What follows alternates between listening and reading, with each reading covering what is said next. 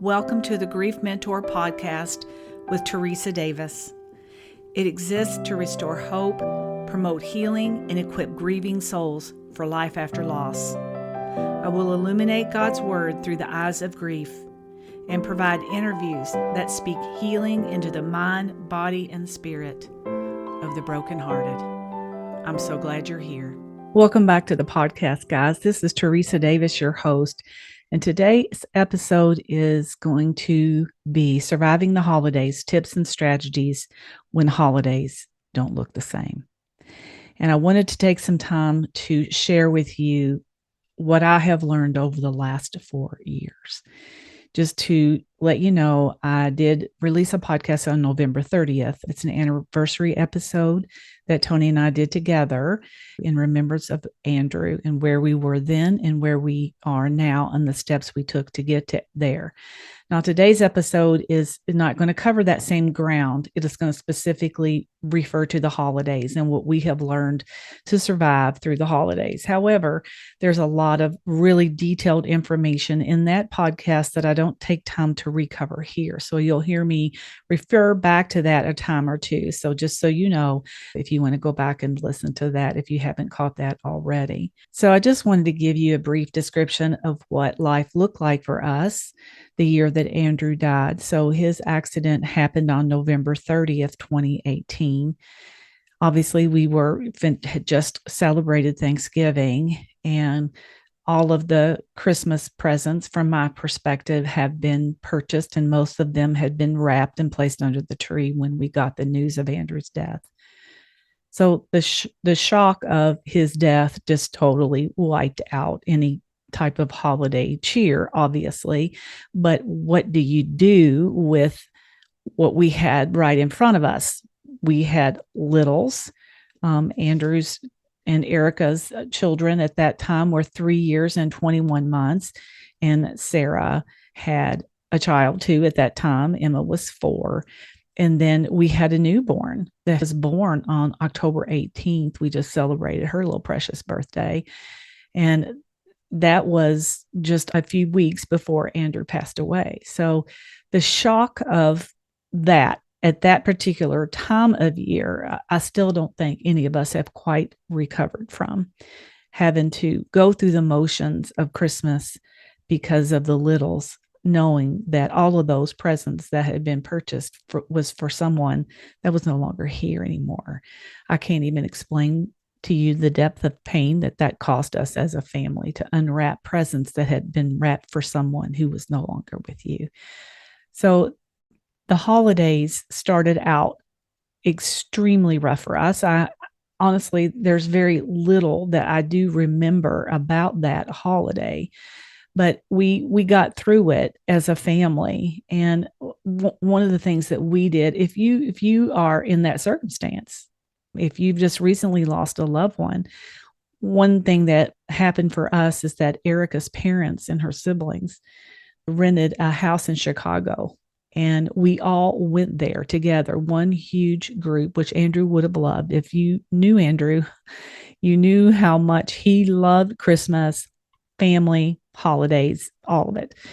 So we went through the motions. It wasn't what I would call joyous, but we were together. And at that point, that's the only thing that mattered.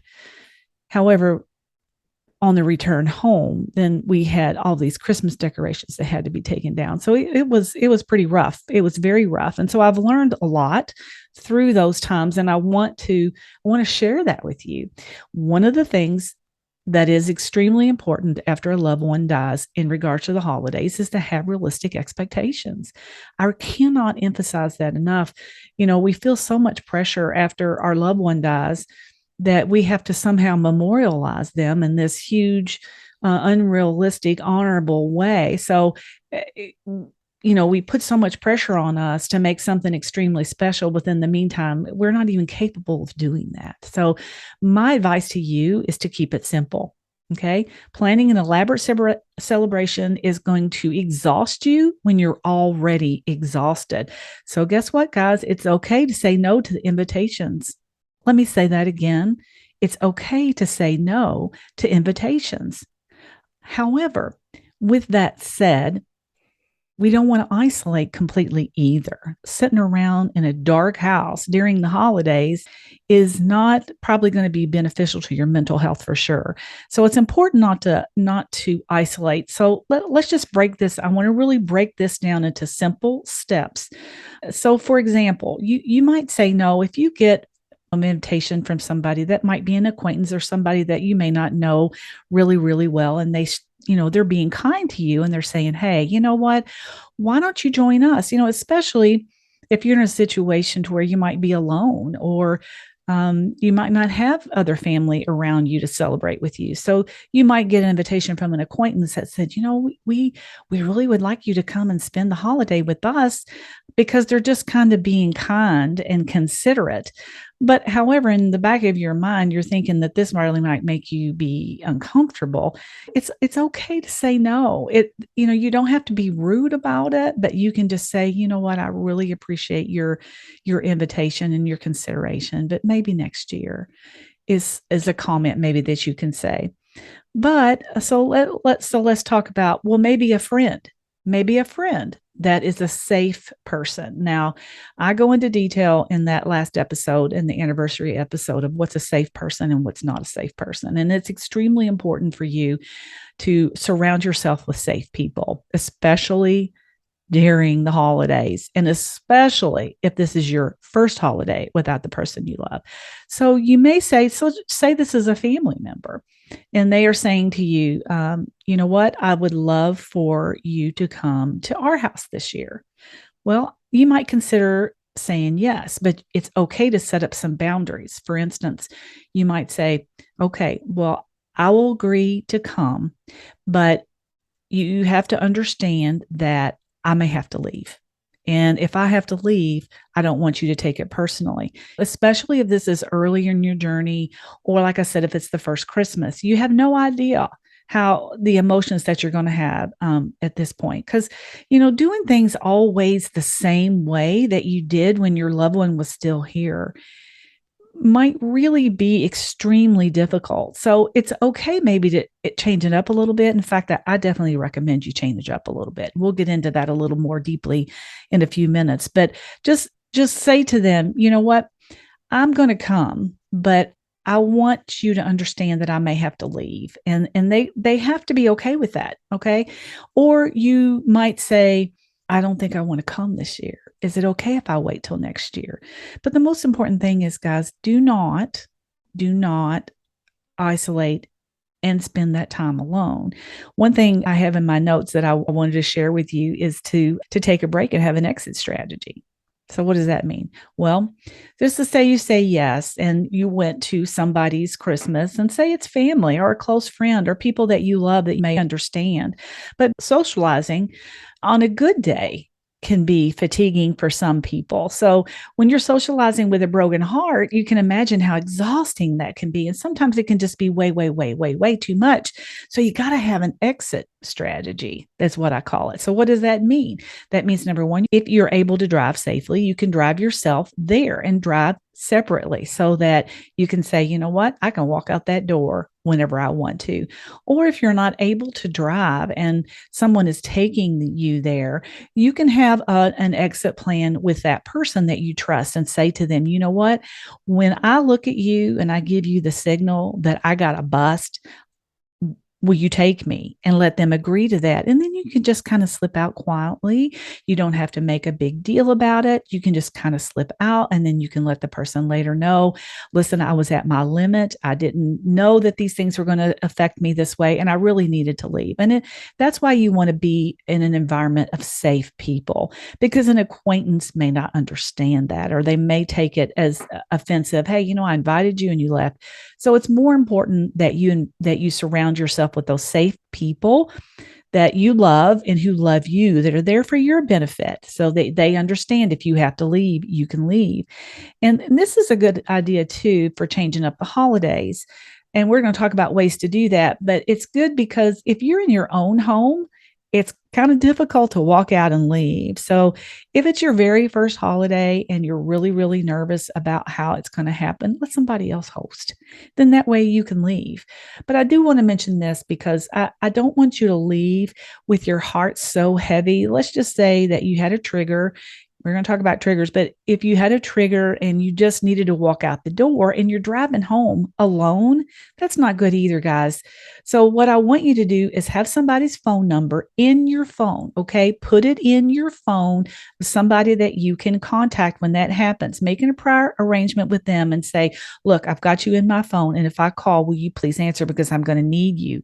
That could be a counselor, it could be a pastor, it could be a trusted friend, so that when you get home, especially if you're going to an empty house, that you're not going to just be sitting there in the darkness, overwhelmed with your emotions and your triggers. You've got somebody on the other end of the phone that you can talk to and said, you know what, I had a really hard time and this is what happened to me.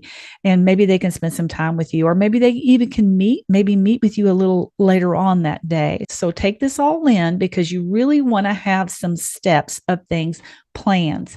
It's very important to plan ahead when you're grieving during the holidays, because you don't want to put yourself in a situation that you're not going to be able to handle or that you're not going to be able to recover from. Now, the next thing is I'm going to encourage you to ask for help. Let's just say you are the person who always hosts the meal. Maybe you lost a child and you're the mom and you always host. Okay. Or maybe you're the wife or the husband and your spouse is gone and you always host. So those type of situations really set us up for some big emotions. So I just want you to consider, if this is your first holiday, even if it's your second or your third or your fourth holiday, it really doesn't matter because this is about you. Okay. This is about you and your needs. So please hear me there. Be kind to yourself. We're going to talk about that in a few minutes, how to be kind and how to set some boundaries. But ask for help. If you're the one that always prepares the holiday meal, maybe if you're really set on hosting, maybe you can say to your loved ones, say, you know what, I can't do it all this year. Because let's face it, guys, if you're the one that prepares the meal and you're preparing for several people, it's a lot of work. It's a lot of work. And that might help you be distracted. But the issue is, number one, you're going to exhaust yourself trying to make everything perfect. You're going to do all the preparations. And then when everybody walks out the door, you're going to completely fall apart. And then you're going to wish you hadn't done it that way. So consider asking a family member or multiple family members and just saying to them, hey, how about let's change it up this year? Why don't I fix blank? Or so say you're a turkey person on Christmas, or you're a ham person on Christmas, or I don't know, maybe you do tacos on Christmas. But whatever you do, say, maybe I'll do the meat or the main course, but let's let everybody bring a side this year. Because then it doesn't put so much pressure on you, and it allows other people that love you the ability to be able to serve you. Because sometimes, guys, when we're in that role of taking care, when you're a caregiver and you're just used to taking care of everybody all the time, it's good to sometimes let the people you love take care of you. So let them do this for you. Let them say, and you know what you might do? You might just order the whole dang meal. Who cares? Just order it from Kroger, order it from Whole Foods. We did that one year. In fact, it was Andrew's suggestion because Tony had, long story, he fell off a ladder, broke his shoulder, crushed his shoulder. And we dealt with this for 2 years, multiple surgeries. And I always put so much pressure on myself to have the perfect meal. And he said to me, Mom, order it from Whole Foods. We'll help you. We'll do whatever. And you know what? That's exactly what I did. And I was so glad that I did it. It just took so much pressure off of me. So you know what? Order it from Whole Foods. Order it from Kroger. Order it from wherever you want. Just let yourself off the hook this year. Okay.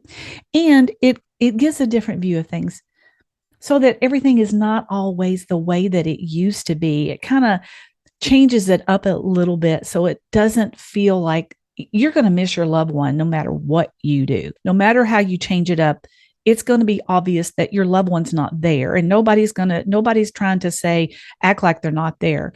But changing things up a little bit along the way just makes things feel not so traditional, and maybe helps you bring in a little bit of freshness into it.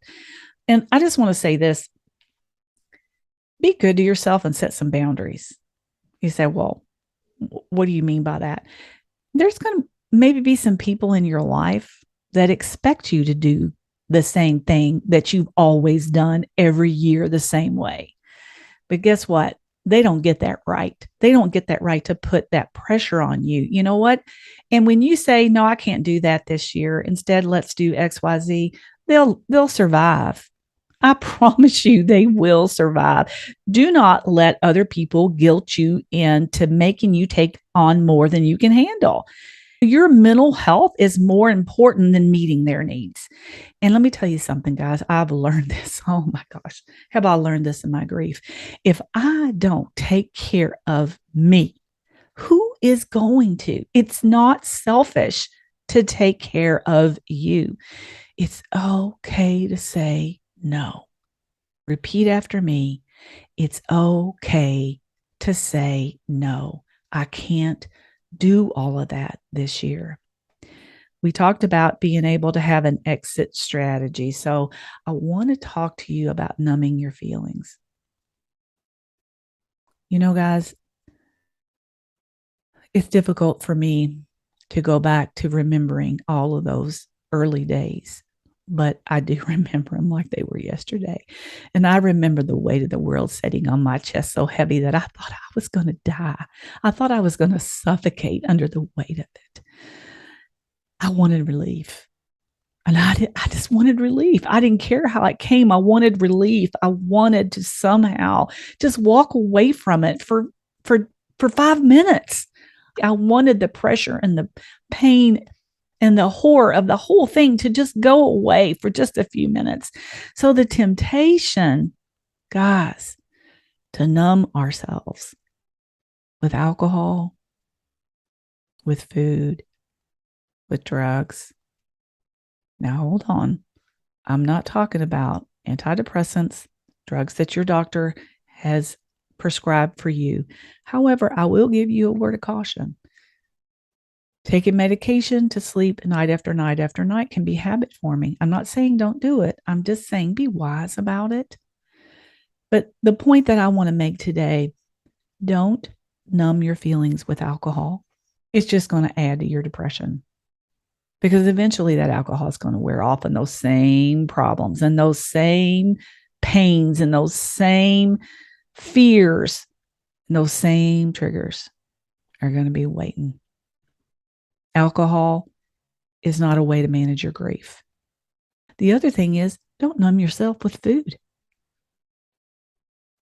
You know, eating tons of sugar and heavy laden fat foods is really going to make you not feel so good. So that brings me to my next point. Meet your own physical needs, especially during the holidays. Now, you might say, well, that goes without saying, but oh, it doesn't. Guys, because when we're grieving, the last person that we're thinking about meeting needs is our own. You know, I lost a ton of weight. You know, I didn't eat. I didn't have an appetite. And I drank too much coffee. So remember to meet your needs. I want you to think about on that day to eat some nourishing food. You know, it's okay to have some of your favorites, but just don't gorge on food all day. Eat something that's going to nourish your mind and your body. Don't eat too much sugar. You know what sugar does, guys? It slows our metabolism down. It's actually an inflammatory. It causes inflammation in our bodies. So have a little, not too much. Hydrate, drink water. You can have some of all your other favorites if you're an eggnog person or if you're a wine with dinner person. You know, have your favorites, but let your main hydration be water, because your body, guys, is made up of 80% water. If we don't give it water, it can't function. Our bodies can't make what it needs from the food if you don't have enough water. Get up and move. Guys, this is so important for our physical and mental health. Get outside. I talk about this quite a bit in the anniversary episode, because we need to get out of that chair. We need to get out of the dark room. We need to turn the light on. We need to feel the breeze on our face. We need to feel the sunshine. Do you know why, guys? It brings us to the present. Because when we're grieving, where are we, guys? We're in the past when our loved one was still with us, and we're in the future when they're not going to be with us. That's where we live. I know. I lived it. I know that's exactly where we live. But when we get outside and we feel the sunshine on our face and we feel the breeze, it brings us to the present. So on that day, on the holiday, whatever day it is that you celebrate, get outside, feel the sun, take a deep breath, move your body. You know what? If you can't get out and go for a walk, I highly recommend that you get out and go for a walk, because when we move our bodies, it releases natural chemicals that diminishes stress. That's a fact. If you're a person that cannot get out and walk outside, get up and walk in your house. If you can't get up and walk in your house, open the window. Even if the wind brings a chill in the room, at least you're feeling it and you're present. Okay. Now I want to talk about decorations. This is a really, really hard one for most of us, guys. If the familiar way of decorating is too stressful for you, change it up. Do what feels right for you. If that means not putting up a tree this year, then that's your decision. You know, for me personally, I have 5 grandchildren, and it would devastate them if I didn't put up a tree. We'll talk about that a little bit later, something that we did. But if putting up a tree is just going to send you down a rabbit hole, you know, a rabbit hole is what I call what a trigger does to me. It takes me head dive down into a black hole that I can't hardly get out of. So if you don't want to put up a tree, and that's not going to cause a lot of hurt for maybe some younger children, that's your choice. That's your choice. Do what feels right for you. Or another option is to put up a small tree. You know, maybe do things completely different. Change it up completely. Put up a small tree that maybe you won't have to use as many decorations for, right? Just use a few decorations so you can decorate the way you want to. Traditions, guys, can be brutal, because our memories go to all the years that we had our loved one with us. So there's this huge hole in our hearts and our minds, and physically there's a huge hole when that person that we love is no longer there. So traditions can be really, really, really difficult. So one of the things that we did the first year, I'm going to just give you a couple examples. You know, I mentioned to you that our tree was already up before Andrew's death. And honestly, I don't know who took it down, because I couldn't. I don't even know, really. I don't know. Maybe the kids did. I don't even know who took it down. But the second year without him, I couldn't bear to put up the tree and put all these ornaments that meant something to us as a family. So something my husband and I came up with, we put the tree up. We have an artificial tree. We put the tree up, and it was ready for the next time when the grandchildren came. Now at that point we had 4, but Sadie Ruth was just a newborn. So the 3 older ones, and that time, I believe they were like 5, 4, and 3, the older ones, we let them decorate. I've got so many ornaments. So I'll let them pick and choose what they wanted to put on the tree.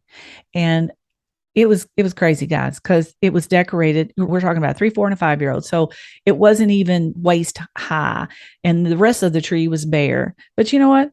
I did not care, because I didn't want to do it. And it brought me joy watching them do it. And they picked the ornaments that they liked to put up on the tree. Now, it took a little bit of the sting away. It really did. It took a little bit of the sting away, because I wasn't going through the motions like I had done so many years before. And it brought them joy. And if certain ornaments cause you pain, don't hang them. Just don't hang them. And then because Andrew loved ugly Christmas sweaters, he was like a little child at Christmas. I kid you not.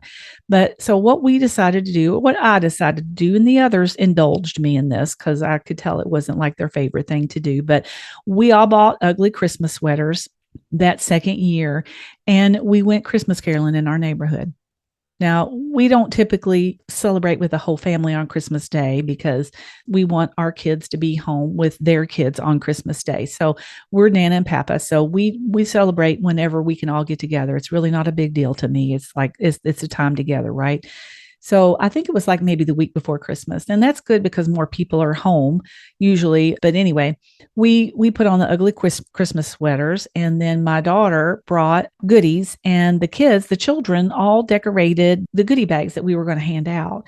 It just kind of brought a little bit of joy so that we didn't just sit around. It gave us something to do, and it was something different to do. And it brought smiles to the people who opened their doors to us because we left them those little baggies of goodies. And, we've got some shut ins that live on our street. We have one family that has a handicapped daughter, and it brought smiles to their faces. And it does, sometimes it just does you a little bit of good to be able to help, to be able to bring joy to somebody else. And the littles loved it. They just absolutely loved it. And it just took away the focus of the way things always had been when Andrew was here. And then one thing we did, Andrew has a memorial stone that is at the entrance to Clark County Airport. And it's a very public place. If you live, I live in Indiana, here in Southern Indiana, in Sellersburg. So if you live in this area, you know where Clark County Regional Airport is. And it happened to be, that's where Andrew got his private pilot license. That's where he started his aviation career. And then, of course, his career took him to many other places. And then he and Erica had moved home on that February 2018 for a job here where he was going to be the chief pilot, where he could accumulate the last amount of hours that he needed to apply for UPS. So it brought him back to the same airport. His employer, his plane was held in that hangar there up at Clark County Airport. So Andrew's last flight was out of that airport. There's a lot of triggers there for me. So, just saying those words just takes me there to that day. So I have to be careful about that. But so that memorial stone sits right there at the entrance there to the airport. And so what we do is Erica will bring the children, we'll all bring them up there, and we'll get a Christmas tree. And we'll let them decorate the Christmas tree. And then Tony and I will there's 2 shepherd hooks there beside the stone, and we'll just get something really beautiful and shiny and very Christmassy and hang there. And then there's lights that shine on the front of the stone. So what is so wonderful about that is that Andrew loved the snow so much that when it snows and you go up there, my husband goes up there a lot, when the snow is coming down and it's decorated for Christmas and those lights are shining on it, it's something that's really special for us. So guys, listen, there is no right or wrong way to remember your loved one. Just do whatever feels natural for you. Don't try to meet some huge expectation that's impossible to meet. Do what feels right for you. And you know what? It can change. It can be something different every year. It doesn't have to be what you did this year, the same thing that you do next year. Next year you're going to be at a different place in your grief. So don't put those crazy expectations on yourself. Keep it simple. And I'm going to give you a couple examples of ways to keep it simple, because honestly, this is what I did. Keep a battery powered or an electric powered candle lit next to a picture of your loved one. Keep it right there next to the tree. Here's the thing, guys. When we share memories of our loved ones, we're taking them into our future. I have a table that sits in my living room, between my kitchen and my living room. And I have things there in remembrance of Andrew. I have a digital camera, which I talk about in that anniversary episode. I have a plaque there. It's a poem, and it touches my heart. It's on the back of Andrew's stone. It's about, if you could see me now, you wouldn't shed a tear. That Andrew, that person, the spirit, that's the real me. So I love that poem, and it's on the back of his stone, and there is a copy of that hanging on the wall there. So, and that table is to remember Andrew. So for Christmas time, I decorate that table and I make sure that there's a light there to illuminate his picture. He may not be there with us physically, but he's definitely there with us in our hearts. Another way is to hang a stocking. I don't know why I struggled over that. I struggled over that so much the first year, whether or not to hang a stocking up there. I mean, it was the craziest thing in the whole world. It's just like, well, what's wrong with you? Why are you struggling so much about this? Because guys, if I put something in it, he wasn't going to take it out. So I just cried over that. It's like, well, if I hang a stocking up there, everybody's going to have stuff in it and his is not going to have stuff in it. And then if I put stuff in it, I mean, it was just, I don't know, it was crazy. You're just not rational when you're grieving. You're just not. So for me, I hang his stocking every year. And one of the things that I did, and I can encourage you, you do whatever feels good to you, but you can journal a message. You can journal a message and drop it in that stocking, and I'll leave them in there. I'll leave them in there. And maybe someday I'll go back and read them. But sometimes it's hard to read things like that. But it allows us to express what's on our hearts at that time. And it's cathartic to get it out of our heads. Another thing that you can do is donate money in honor of your loved one to support somebody else's Christmas, guys. There's tons of people. What COVID has done to us as a society. A lot of people lost their jobs. A lot of people lost wages. So people are not be able to have Christmas. So if you have the money and you would want to do that, you can donate and give money, or you don't have to go out and physically buy the presents yourself. I'm not suggesting that, but you can donate money toward the cause of helping somebody have a Christmas that might not otherwise have one. That would be a wonderful thing to do. Another thing to do is to set aside a period of time during your day for everybody to share a favorite memory of your loved one. If that feels comfortable to you, then do it. We talk about, Andrew, when we get together, things come up in conversation and we talk about Andrew. We don't hold back. The children hear us. We do it. Us personally, as a family, we draw comfort from talking about Andrew and bringing him into the conversation. So if you want to set aside a time for everybody to share a favorite memory of your loved one. Again, this allows us to take our loved ones into the future with us. We keep their memory alive, talking about the times that we had with them. Another thing that you could do is have a moment of silence before you have your meal. Maybe that picture that you have of your loved one with a candle, maybe you put that on the table as a centerpiece. If that's something that brings comfort to you, then do it. And then maybe you can have a commemorative ornament on your tree. Now, this may bring you peace. It may not. I remember the first one that I got, I put it right back in the box and I didn't look at it again because it was too hard. It was just that first year, it was like, well, I don't want to think about him in the past. I can't. So I didn't put it up. Now, the following year, I did. When people give you things, they're giving it to you to try to comfort you and to bring you joy. And even though it may not bring you joy right there in that moment, it may bring you joy later, or it may comfort you later. Okay.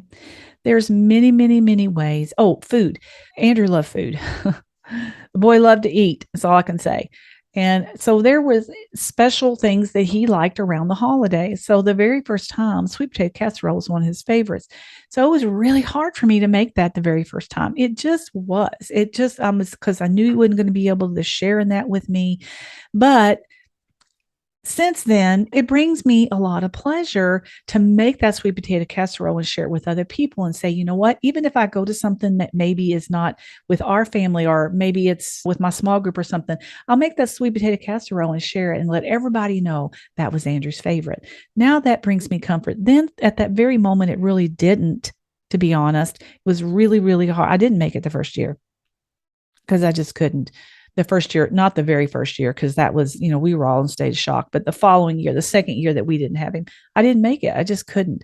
But I have made it in the last couple of years because it was his favorite. It was something he loved to eat. And then the one thing I want to share is to serve others. You might be looking at me through this video or through the audio on the podcast, and you might be saying, I don't have the strength to serve others. And, if that's the truth, then just don't do it. Just don't do it. But if you have the strength, and especially if you are in a family and you still have children at home, the Salvation Army and churches are always looking for somebody to help serve a meal. And usually it's only an hour or two at the most commitment. And even if you're physically not able to stand, you can still sit at the end of the table and you can hand people a plate. You can hand people silverware. There's all kinds of things you can do. And it lifts our spirits, guys, when we serve others. It makes us feel better about ourselves. It takes the focus and attention off ourselves for right there in that moment. And, like I said, this is a good option for a whole family to be able to do it in honor of your loved one. You'll let the people know that you're serving. You could say, what, I'm here serving you in the memory and the love and the honor of my loved one. And his name is Andrew. It gives us a way to be able to express our grief too. So it's a very good thing to do, is to serve others during the holidays. Now, I want to talk to you a little bit about emotions, because man, you are going to be barraged by emotions during the holidays, especially the very first one. I remember telling myself, and it'll be unexpected, you'll just be in a moment, and then something will just happen. That's why it's so important to have an exit strategy, just because in the middle of that moment, sometimes we can manage it and we can be okay with it, but sometimes we can't. And if it's one of those times we can't, we got to be able to have an exit strategy so that we can move out of that environment that we feel unsafe in. I remember saying so many times, I didn't expect that to affect me that way. And that's going to happen to you guys. And it's really good to have a plan. Now, I'm not going to go into triggers on this podcast, but I'll go back and listen to the anniversary episode, because I really get in depth about the triggers there and ways to manage that, because it's difficult. It's best to have a plan. It takes us a long time to figure out what our triggers are, guys, truthfully, unless they're really obvious. But some of the triggers we don't see coming, they kind of sneak up on us from behind. So it's just really important to be able to have a plan for when the trigger does hit, and an exit strategy in a situation like a holiday where you're in amongst a bunch of people. Having an exit strategy is important, but coming up with a plan to be able to manage your trigger is important.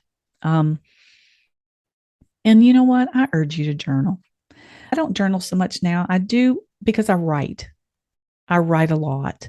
I write all of my episodes, guys. I never get on this podcast and get in front of you without a goal in mind, because talking is not effective unless there's a plan involved, and unless that you've prayed about that plan and you've asked the Lord to guide you, because I do that. Guys, I take this position that you've allowed me to have, to come into your earphones, to come into your life very seriously. So I don't sit down to this microphone unless I have written it out and I have prayed about it before I present it to you. So that's a way that I'm still journaling. But I did journal early on that first year. And guys, the insights that I gained from going back to look at that, was it easy? No. A lot of those insights are in that devotion book that I wrote, and it was hard because it took me right back to those moments. But it was healing for me to be able to see where I was then and where I am now. So journal through the holidays. Just write down. You don't have to write 10 pages. Write a few words, write a few sentences, and keep it in a place where you can refer to it back to it. And then maybe next year around the holiday, you'll be able to look at that and see and journal again, and just see the difference between the two. And then the last thing, guys, that I want to encourage you to do is to spend time with Jesus. Spend time with Jesus on the holiday. One thing I forgot to mention, don't listen to Christmas music. Really, I'm serious. Do not listen to Christmas music. You don't have to be thankful for the birth of Jesus by listening to Christmas music. I couldn't stand it. I could not tolerate Christmas music. So I didn't listen to it at all. So what do you do then if you have to go to the grocery store? Well, if you can buy them online, buy the groceries online. if you can get them delivered to your door. I mean, there's all sorts of services out there now that I did not utilize that I could have utilized, because the grocery store is one of the most intimidating places because you just don't know who you're going to be approached by or what they're going to say. And I do talk about that in that anniversary episode. It's something that happened to me. But so buy them online. But if you have to go into the grocery store, you know what I would do? I would plug my ears with earphones and I would turn on praise music. And you say, well, I can't listen to praise music. Okay. So don't listen to praise music. Listen to a podcast, listen to a sermon, listen to something. And you don't want to just have them so occlusive that you can't hear what's going on around you for safety while you're in the store. But you can at least drown out that Christmas music so that you don't have to listen to that. And then, like I said, buy your groceries online, but spend some time with Jesus. Go to the book of Psalms and read. The book of Psalms is like a melody because it is a reflection of David's heart. Now, there's some Psalms in there that he didn't write, but most of them are reflections of David's heart and the highs and the lows that he had in his spiritual life, guys, just like us. And he has some pretty low lows. So go into the book of Psalms and read them in your quiet and your still moments. You can still honor God and be thankful for the birth of his son without doing the whole Christmas thing, because you know what? We do it all year long, right? We honor him and we are thankful for his son, and we go to church and we do all the things. We don't have to do it in a Christmas way. You don't have to, but pick up the book of Psalms. And I want to read you in closing today, guys, because even the 23rd Psalm is so reflective of our grief. And I want to read it to you in a different version that you may not be familiar with, because sometimes when we read something in a different version, especially if we've heard it over and over our whole life, it really kind of takes on a different meaning. So I want to close with that today, guys. So here we go. 23rd Psalm in the Passion Translation. Yahweh is my best friend and my shepherd. I always have more than enough. He offers a resting place for me in his luxurious love.